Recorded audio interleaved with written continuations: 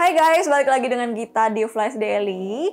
Ya, kali ini aku pengen ngasih tahu info 2 smartphone yang baru aja rilis di India. Ya, menarik banget karena kalau sejauh ini Poco yang rilis di Indonesia itu adalah seri Poco F dan juga M buat kelas mid-range to flagship. Beda cerita nih sama India yang baru aja ngerilis Poco C31 buat segmen kelas terjangkau.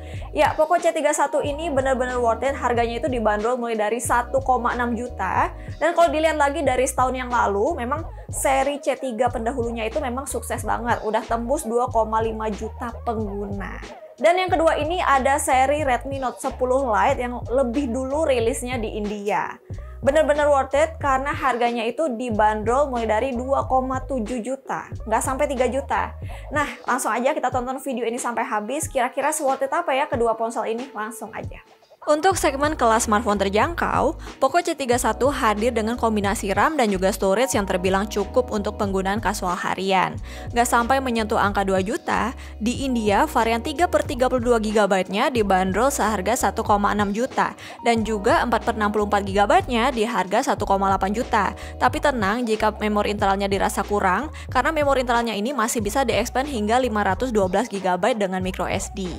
Lalu untuk performanya, Poco C31 ditenagai MediaTek Helio G35 dengan clock speed mencapai 2,3 GHz. Poco C31 dinilai memberikan experience yang lebih nyaman. Meskipun menjalankan sistem operasi Android 10 dengan tampilan antarmuka MIUI 12 khas Xiaomi, Poco C31 dinilai memberikan experience yang lebih nyaman. Yang pastinya nggak ada lagi tuh iklan yang mengganggu. Apa bakal beda cerita ya buat Poco fans? Karena kalau dilihat-lihat lagi, desain Poco C31 dan juga beberapa spesifikasinya hampir mirip dengan Redmi 9C yang udah lebih dulu rilis di Indonesia. Dengan fingerprint konvensional dan juga modul kamera berbentuk kotak kecil di bagian belakang, tapi dengan hiasan tulisan Poco. Konfigurasi kameranya sama, antara lain lensa utama 13 megapiksel, makro dan depth sensor sebesar 2 megapiksel. Bahkan kamera selfie 5 megapikselnya berbalut warna drop notch yang juga sama. Layar juga ergonomis apalagi digenggam dengan satu tangan.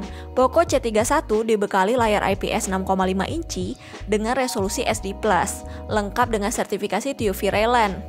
Poco C31 juga mengemas kapasitas baterai 5000 mAh dengan kecepatan pengisian 10 Watt dan perlindungan P2i Nano Coating yang dapat menghindari ponsel dari debu, lembab hingga percikan air. Kemudian, sejak kemunculannya, Redmi Note 10 Lite disebut-sebut bentuk lain dari Redmi Note 9 Pro yang sudah pernah hadir di Indonesia.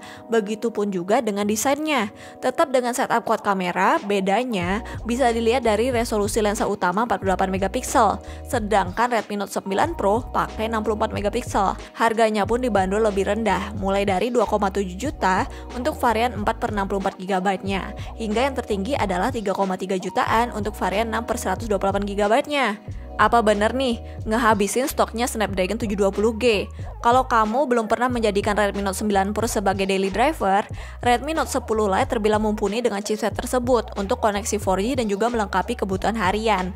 Layarnya pun mengusung panel LCD berukuran 6,6 inci dan memberikan resolusi Full HD+, dan tak heran ya Redmi Note 10 Lite ini masih memakai sistem pembaca sidik jari di samping. Ponsel juga mengemas kapasitas baterai 5020 mAh dengan kecepatan pengisian 18 Watt. Oke guys, itu tadi spesifikasi lengkapnya, dan sekarang aku pengen tahu nih pendapat kamu soal Poco C31 dan juga Redmi Note 10 Lite. Kira-kira perlu nggak sih rilis di Indonesia juga atau cukup aja rilis di India? Nah, langsung aja ya tulis jawaban kalian di kolom komentar.